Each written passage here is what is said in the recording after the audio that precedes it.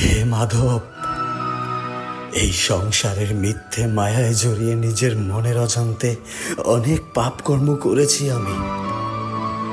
তোমার কাছে শুধু চাওয়া পাওয়া আশা আকাঙ্ক্ষা নিবেদন করেই জীবনটাকে মৃত্যুর দিকে অতিবাহিত করলাম, কিন্তু কখনো তোমাকে জেনে উঠতে পারলাম না। তোমার এই পাপী সন্তানকে ক্ষমা করো মাধব।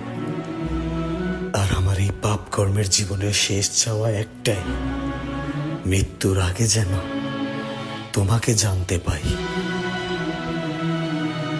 হে মানব, যে আমাকে জানে বা জানার চেষ্টা করে তার কখনো মৃত্যু হয় না।